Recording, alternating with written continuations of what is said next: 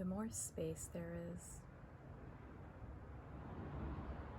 within what I think I am, the more surprising things are coming to the forefront. And for the first time, presenting themselves to be explored. And something that currently is arising within me that I was wholly unfamiliar with is this passionate, aggressive pathos, this phallic energy, as opposed to the matrix kind of energy. Generally, it could be called masculine as opposed to feminine. And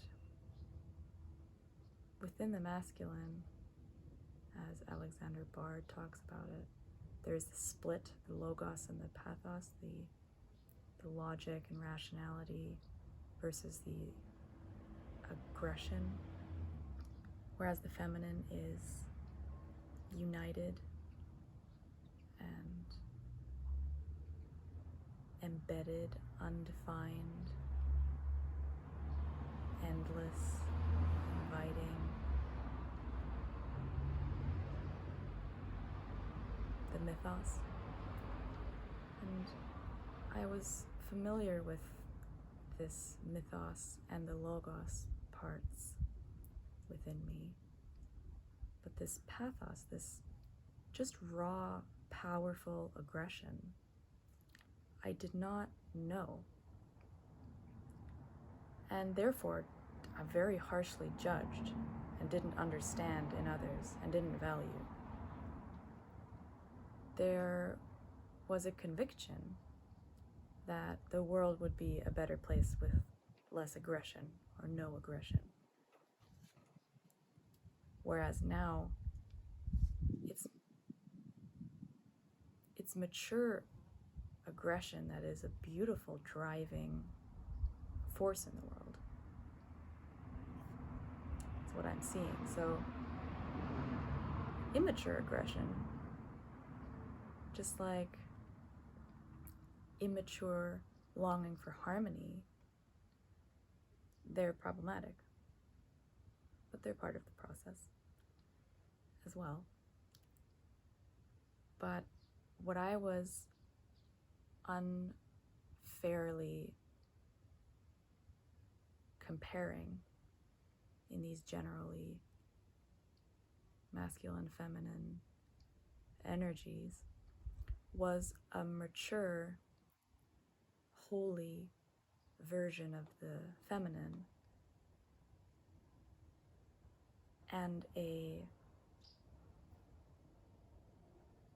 underdeveloped, immature, basically diseased and uncultivated version of the masculine, which of course is an invitation to judging and wholly dismissing this masculine energy.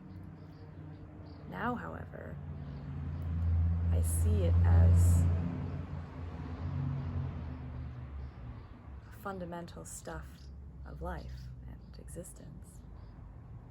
And I'm fascinated to experience these urges.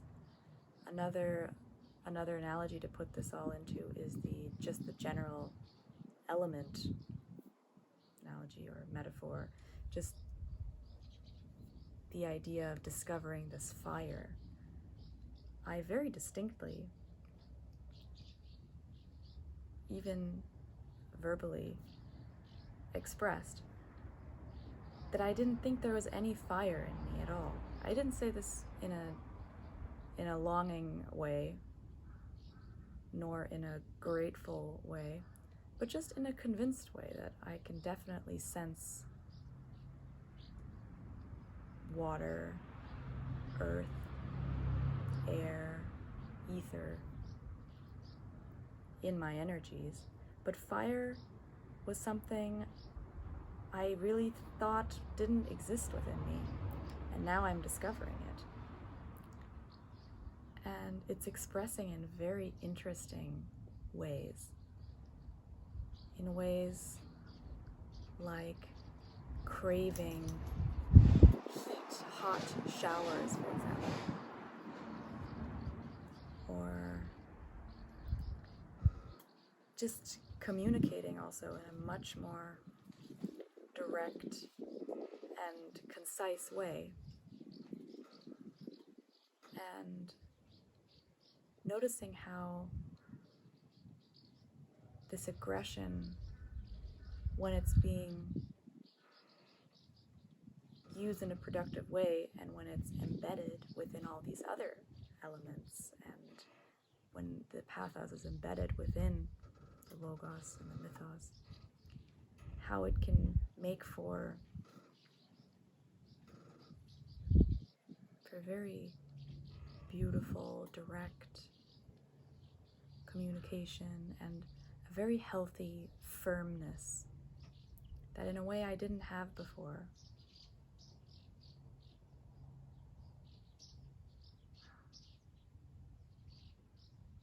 I find a good illustration of this is a situation I had with my mother,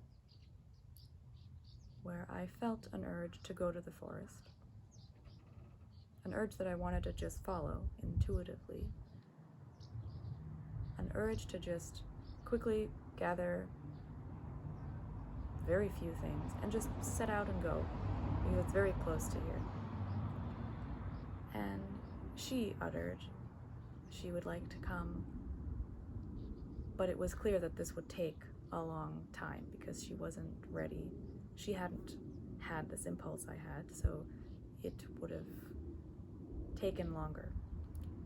And in the past, what I would have done, trying to accommodate her and thinking I was striving for harmony, would have been to wait for her and grow upset with her for disabling me